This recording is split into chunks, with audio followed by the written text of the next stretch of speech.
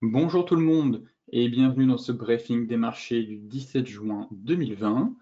Avant de commencer, je vous laisse prendre connaissance de l'avertissement légal sur les risques.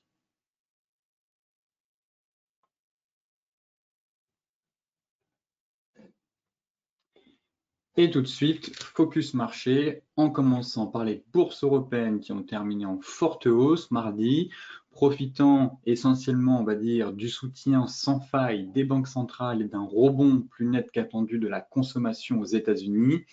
Des facteurs qui ont pris le pas sur les craintes d'une résurgence de la pandémie de coronavirus.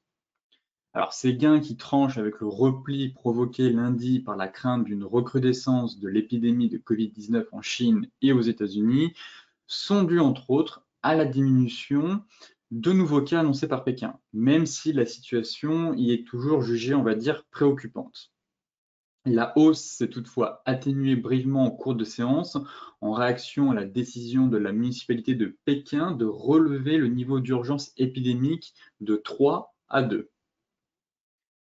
La nouvelle n'a toutefois pas suffi, on va dire, à briser l'élan que les marchés avaient trouvé dans l'annonce par la Réserve fédérale de la mise en œuvre de son nouveau plan de soutien au marché des obligations d'entreprise via des achats sur le marché secondaire et dans les informations selon lesquelles eh bien, l'administration Trump prépare encore un nouveau plan d'investissement dans les infrastructures de 1000 milliards de dollars. Côté US, eh bien, Wall Street a terminé dans le vert aussi, porté encore une fois par ces nouvelles positives et aussi par la hausse record des ventes au détail en mai aux États-Unis et par plusieurs nouvelles sur les fronts économiques et sanitaires. Alors effectivement, les ventes au détail aux États-Unis ont rebondi de 17,7% en mai, une hausse supérieure aux attentes des analystes et qui met fin à peu près à 2 mois catastrophiques selon les données du département du commerce publiées mardi. Toutefois, dans la partie macro, on essaiera de décortiquer un peu cette donnée car on a une vision à long terme, une vision à court terme qui donne certes d'un côté un point de vue de rebond impressionnant de l'économie et de l'autre un graphique qui nous montre que finalement l'économie ne va pas redémarrer, enfin, du moins il n'y a pas le chiffre n'est pas aussi important qu'il semble l'être. Au rang des autres indicateurs, la production industrielle s'est également ressaisie en mai après un plongeon historique le mois précédent, selon les données de la Fed. Les commentaires du patron de la Réserve fédérale, Jérôme Powell, qui s'est exprimé devant une commission du Sénat américain, ont légèrement érodé les gains des indices new-yorkais en fin de séance. Toutefois, M.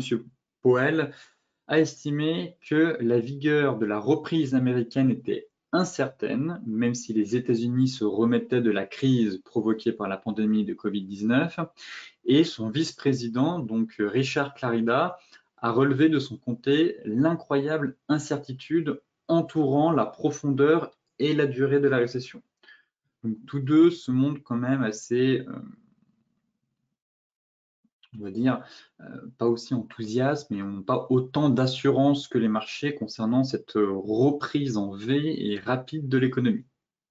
Donc ils se montrent, on va dire, un peu plus prudents. Côté macro, ici c'est le bilan de la Fed avec les FANG. Donc ici c'est Facebook, Amazon, Netflix et Google. Donc, c'est un graphique qui montre l'accroissement du bilan de la Fed et l'augmentation du poids des FANG dans le S&P 500 qui suivent en fait le même rythme. On se rend compte que plus à partir du mois de février, même ici, même avant, euh, plus la Fed augmente son bilan donc avec des injections de liquidités sur les marchés des rachats d'actifs, eh bien forcément en parallèle, les liquidités évoluent en tandem avec le bilan de la Fed et forcément ça augmente encore plus le poids des FANG. Et encore ici, on a juste Facebook, Amazon, Netflix, Google. En général, c'est plutôt les Fangman. Il nous manque encore Apple et Microsoft, qui sont quand même deux poids lourds de la cote. Donc, on est quand même passé, juste pour ces 4 sociétés, sans compter Microsoft et Apple, on est passé à des titres, l'ensemble des titres qui pesaient à peu près, leur pondération représentait environ 8% au début de l'année, on est quasiment passé à 10,5%. Donc c'est vrai que si on rajoute encore Microsoft et Apple, on est bien au-dessus. Donc encore une fois, essentiellement, l'indice S&P 500 est tiré vraiment à la hausse par seulement quelques titres. Là, actuellement, c'est 4, mais juste ces 4 titres représentent plus de 10%, alors que le S&P 500, c'est quand même 500 sociétés. Donc, à elle seule, elle représente plus de 1/10 de l'ensemble de la cote du S&P 500. Donc, encore une fois, ça permet de prendre du recul sur la hausse assez impressionnante des indices, surtout du Nasdaq, mais au moins du S&P 500. Donc ici, on a les ventes au détail, donc 2 graphiques, 2 ambiances, j'ai envie de vous dire. Ici, c'est les ventes au détail d'un mois à l'autre. Donc effectivement, on assiste à un rebond extraordinaire, de quoi se dire, oui, la reprise va être rapide, on va avoir une reprise forte, le taux de chômage va diminuer. Donc effectivement, on passe de quasiment moins 15 et on rebondit à 17,7 en mai. Donc une hausse bien supérieure aux attentes des analystes et qui met justement fin à 2 mois assez catastrophiques qu'on avait pu avoir en avril et en mars. Toutefois, c'est un graphique qui mesure les données d'un mois à l'autre. Donc là, effectivement, quand on regarde ce graphique, on se dit waouh, l'économie repart et effectivement, les marchés avaient raison. Le pire est derrière nous et l'économie repart de plus belle. Toutefois, comme je vous le disais, 2 graphiques, 2 ambiances. Une fois ce graphique-là, enfin d'une part, ce graphique-là d'un mois à l'autre, et ce graphique-là en year over year, donc d'une année à l'autre. Et là, effectivement, c'est un peu, comment dire, eh bien, c'est pas du tout la même vision. Comme quoi, encore une fois, les chiffres macro, c'est très facile de les tourner dans tous les sens et de montrer le bon côté. Donc, soit on choisit de voir le verre à moitié plein. Donc, le verre à moitié plein, c'est de voir ce graphique en se disant oui, effectivement, la reprise est forte. Les ventes au détail, bien effectivement, on met fin à 2 mois catastrophiques et on a un chiffre qui ressort supérieur aux attentes. Et d'un autre côté, si on prend donc vision court terme et si on prend une vision long terme avec ce graphique qui met d'une année à l'autre, et on se rend compte qu'on est quand même, on est sous les zéros, on est encore à moins 6,1.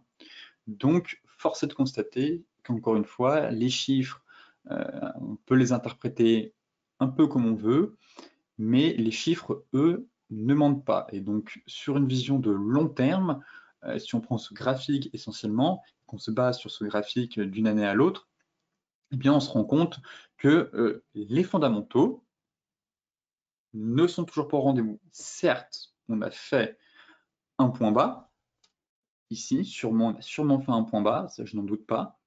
Toutefois, la reprise ne sera pas aussi rapide qu'espéré, comme le soulignait justement Jérôme Powell et le vice-président hier, Richard Clarida. Donc, encore une fois, ça permet de remettre les choses en perspective et dans leur contexte, avec une vision de court terme qu'ont actuellement les marchés, et cette vision de long terme, au contraire, où on se rend compte que oui, la reprise économique risque d'être un peu plus longue que prévu.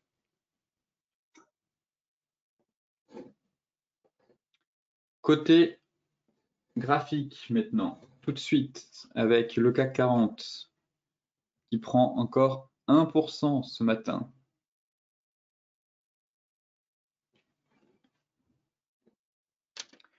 Donc, où en sommes-nous sur le CAC? Assistons-nous à une correction en ABC? Donc, ici, A, là, on serait sur la vague B et derrière la vague C serait de retourner sur le canal, ou est-ce simplement un retour sur un overlap à l'intérieur de ce canal haussier? Effectivement, on a ce canal haussier ici, on est juste venu taper les anciens plus hauts, donc sur la ligne qu'on peut appeler un overlap, donc une zone de polarité, avant de repartir. Donc là, c'est un peu la grande question. Ici, entre 4930 et 5050, c'est vraiment une zone De neutralité, j'ai envie de dire, étant donné qu'on manque un peu de visibilité, on a une grosse résistance et un gap à venir combler, et derrière, on est aussi sur un gros niveau de support. Donc vraiment neutre pour le moment, sachant qu'on a quand même l'échéance des 4 sorcières ce vendredi sur les marchés financiers. Donc ça devrait créer un peu d'agitation et pas mal de volatilité surtout. Donc le scénario est soit finalement ça fait un peu peur, c'est un repli, derrière ça repart direction 5002, soit en fait c'est un mouvement de correction en A, B, C, direction la borne basse du canal. Donc pour le moment, encore un peu tôt pour le dire, les marchés ont envie de monter. Certes, la tendance est haussière, le flux actuellement est haussier. Toutefois, attention, pour moi, je considérerais que ce scénario, en tout cas d'ABC, est invalidé en cas de cassure vraiment des 5050. Là, à partir des 5050, on aura fait un rebond trop puissant et donc on sera plus dans une phase de correction en ABC. Là, on est vraiment sur les 61,8. Donc, tant qu'on est sous les 61,8 de Fibonacci, il y a encore ce scénario de ABC. Si on passe au-dessus des 61,8 et qu'on clôture au-dessus de 5050, dans ce cas-là, c'est invalidé, c'est reprise de la dynamique haussière en direction de la prochaine zone, voire de la borne haute du canal, vers les 5300.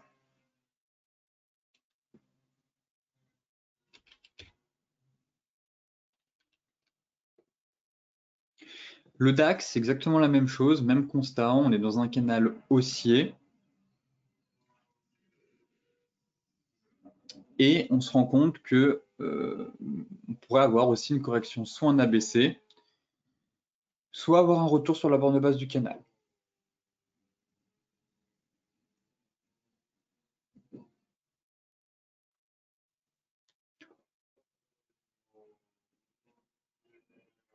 Donc encore une fois, on voit bien ici qu'on retrace sur les 61,8 de Fibonacci. Et donc pareil, attention, on a un gap à venir fermer, mais au-dessus de ce gap, effectivement, en cas de clôture, on va dire au-dessus des 12 575, eh bien, ce scénario de ABC serait aussi invalidé et ce serait une reprise, à mon avis, pareil, en direction des 12 940 pour aller rejoindre la borne haute du canal haussier. Donc CAC, DAX, c'est un peu le même combat, c'est un peu le même scénario.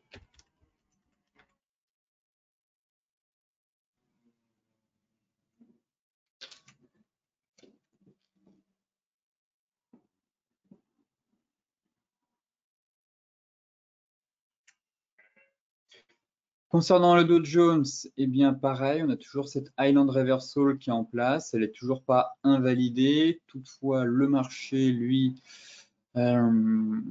semble vouloir reprendre de la hauteur et évolue toujours à l'intérieur de ce biseau ascendant. Clairement, la dynamique, elle aussi, est haussière. Et si le marché est amené à venir combler ce gap, eh bien l'Island Reversal sera elle aussi invalidée. En hebdomadaire, voilà, on se trouve un peu à la croisée des chemins. On bute sur la moyenne mobile 50, hebdo, et on est pile poil sur la moyenne mobile 200 journalière. Donc encore une fois, certes, on a quand même un chantier de retournement en hebdomadaire, mais les annonces de la Fed et les ventes au détail, forcément, ont dopé les marchés et pourraient très bien invalider ce chandelier. En tout cas, on est en train d'invalider l'Island Reversal. Et en cas de trop grosse remontée de l'indice, eh bien, on aurait aussi une invalidation du Dark Cloud Cover.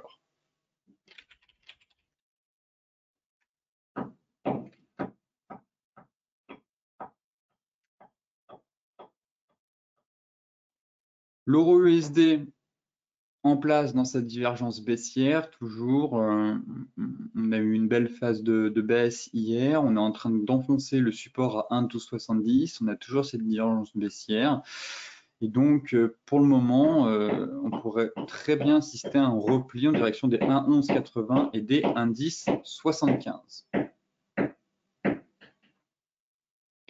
Pareil, on est en train de former un peu une sorte d'épaule, tête-épaule en données 4 heures.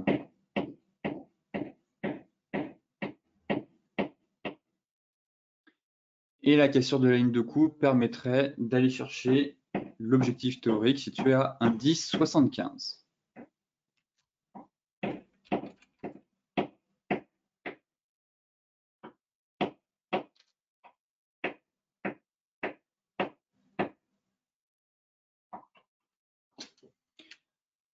Le NZD face au dollar canadien, même constat. On a aussi une divergence baissière qui est en train de s'installer sur la paire.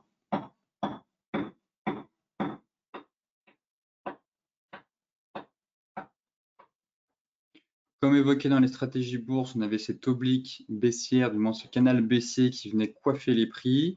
On est venu faire un gap haussier. On est en train d'avaler en hebdomadaire cette bougie.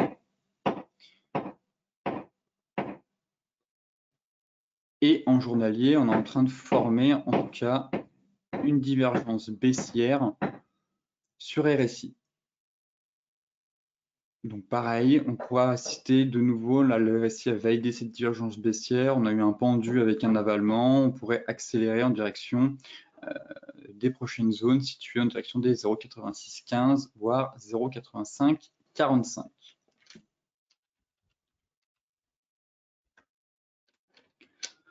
L'euro GBP, toujours dans son range, pas de grande évolution depuis le début de la semaine. Donc on consolide. Voilà, on passe d'une reprise haussière, enfin d'un range à une reprise haussière dans un nouveau range. Donc encore une fois, pour le moment, le marché se cherche. On est vraiment dans le milieu de range. Donc la sortie d'une des deux bornes devrait donner le tempo pour la suite. Mais pour le moment, voilà, c'est plutôt une stratégie de ping-pong et de retour à l'envoyeur, soit en se positionnant sur la borne haute, soit la borne basse du range.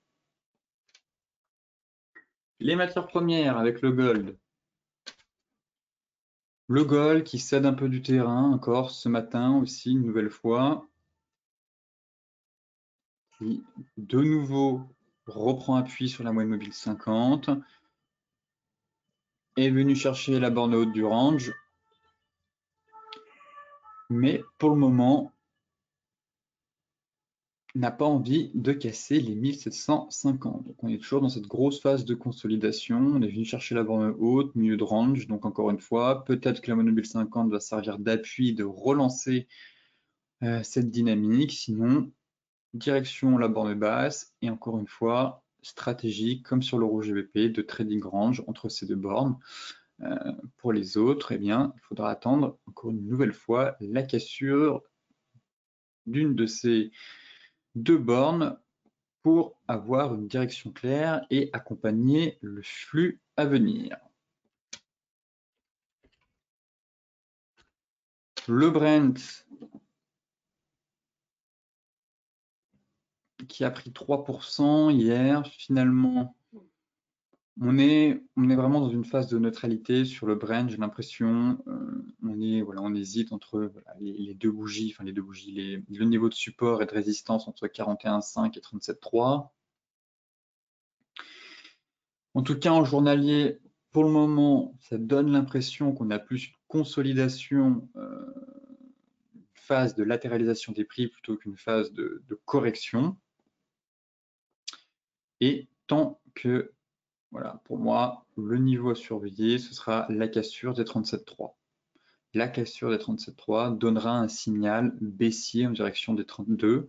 Mais pour le moment, on est plutôt dans un range. Voilà, on est sorti certes du biseau, mais encore une fois, c'est pas pour autant qu'on a eu un signal de vendeur sur le pétrole. Là, on est plutôt dans une phase de consolidation. Donc, on pourrait très bien consolider entre ces deux bornes et venir taper sur excès, encore une fois, pour venir combler là, le gap complètement. Là, il a été comblé que partiellement, donc il faudrait se rediriger vers les 44,5.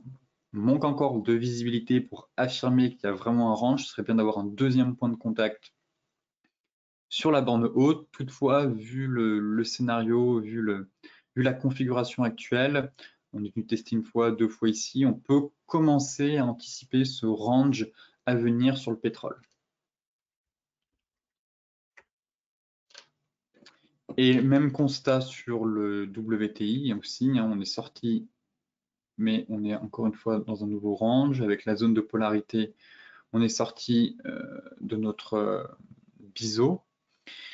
Mais le marché se cherche sur la grosse zone trimestrielle mensuelle. Encore une fois, on casse, on réintègre, on repasse au-dessus, on repasse en dessous. Donc voilà, on est sur un gros niveau technique pour le moment. On manque encore de visibilité pour affirmer clairement, oui, le marché a envie d'aller plus haut, chercher les 45, ou non, finalement, c'est un bull trap. Mais ça tricote. Voilà, il hésite, le marché ne sait pas vraiment dans quelle direction. Est-ce qu'on enfonce vraiment ce gros niveau technique pour aller chercher un peu plus haut en direction des 42, puis des 45? Pour le moment, on est vraiment dans une phase de consolidation, mais on a le sentiment que le marché hésite. Effectivement, ça peut se comprendre quand même après une hausse de quasiment 300% seulement un mois. Certes, le marché n'a peut-être pas forcément envie de baisser en se disant peut-être qu'ici on allait trop bas, trop vite, mais là aussi, les excès engendrent des excès. Ici, on allait certainement trop bas, trop vite, mais ici, on allait trop, trop vite. Donc, au bout d'un moment, le marché a besoin de reprendre son souffle, le marché a besoin de réfléchir, d'hésiter. Donc, encore une fois, je verrais bien cette phase de range à venir, en tout cas une nouvelle phase de consolidation. Voilà. Et seule la cassure d'une des deux bornes, encore une fois, permettrait d'avoir voilà, une confirmation, sachant qu'il nous manque un petit peu ici pour venir combler le gap. Donc attention aux excès haussiers avant de réintégrer. Mais étant donné le contexte, ici on avait validé notre double bottom hier, l'objectif a quasiment été atteint. Cela ressemble plus à une phase pour le moment de neutralité, de latéralisation, plutôt que des signaux haussiers à venir ou baissiers pour avoir des replis sur support. Voilà. Pour moi, les deux gros niveaux techniques qui vont m'intéresser, ce sera soit la cassure de l'ancien top ici, soit la cassure voilà, des deux anciens tops ici et des deux creux qu'on a eu là. Vraiment, c'est ces deux niveaux-là, par la suite, qui permettront de donner le tempo. Pour finir, le Bitcoin. Pas grand-chose à dire. On est toujours au même point, au même stade. On s'est fait une frayeur ici. Finalement, le marché s'est vite repris. Mais on est vraiment dans cette zone de polarité ici, 9006, 9003. Bon, pile balle au sang, j'ai envie de dire. Encore une fois, le flux est haussier, mais qu'est-ce que c'est mou? Qu'est-ce que les acheteurs ont du mal à garder vraiment? Ça fait que depuis un mois qu'il se passe finalement rien. On a des fausses joies sur le BTC avec ces breakouts ici, premier, deuxième, troisième, quatrième. Donc, ça montre vraiment que l'ambiance est lourde sur la crypto, que passer ce niveau, c'est vraiment une épreuve pour les acheteurs. Toutefois, ils continuent de défendre puisque on se fait des frayeurs ici, comme on a pu avoir en début de semaine, mais le niveau tient. Mais qu'est-ce que c'est compliqué de déclencher une véritable bougie flux pour finalement aller casser la défense des vendeurs et prolonger ce mouvement. Et encore une fois, on a le sentiment que face à cette pénibilité, on va dire, d'aller plus haut, d'essayer d'enfoncer vraiment les niveaux de résistance, eh bien, le flux s'essouffle. Le flux s'essouffle et les acheteurs ont l'impression de céder du terrain. Bon, c'est le sentiment que j'ai en regardant les prix et la dynamique depuis un mois. Voilà, on a beaucoup d'éléments, je trouve, pour avoir analysé et fait le suivi, mais on a le sentiment que, en tout cas pour le moment, on navigue en eau trouble et que c'est compliqué pour les acheteurs. Bon, toutefois, ça reste haussier. En tout cas, la reprise pour le moment est haussière, mais qu'est-ce que c'est compliqué? Pour moi, les niveaux n'ont pas changé. Hein. Le dernier rempart, ça reste la moyenne mobile 50 ici, donc une clôture sous les 9000. Attention, et pareil, pour vraiment confirmer cette fois une véritable impulsion avec une nouvelle accélération, ce sera la cassure des plus hauts, ici, les 10 002. Certes, le dépassement de l'oblique, mais il faut aussi la cassure de l'ancien breakout avorté qui correspond une fois à ce niveau-là, sur mèche, une fois là. Donc 10 002, 9 000.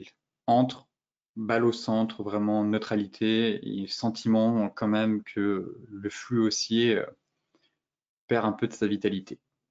Donc, on essaiera de faire le point en fin de semaine et puis surtout ce week-end, encore une fois.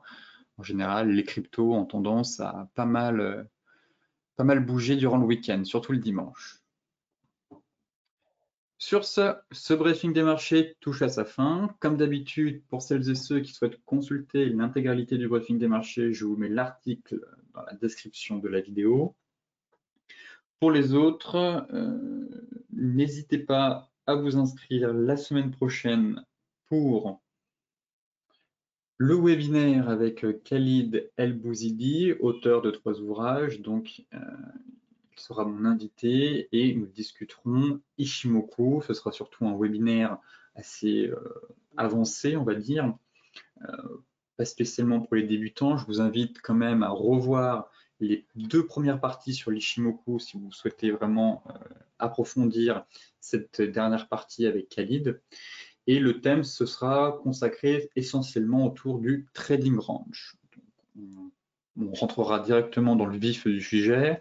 On expliquera très rapidement, je pense, les grandes lignes et composantes de l'Ishimoku. Mais le but, c'est vraiment de faire un webinaire assez poussé, assez avancé. Comme ça, les plus avancés d'entre vous pourront lui poser des questions assez techniques. Et Khalid se fera l'honneur, bien sûr, de vous répondre. Eh bien, je vous souhaite une excellente journée, de très bons trades et on se retrouve demain pour faire un point sur les marchés.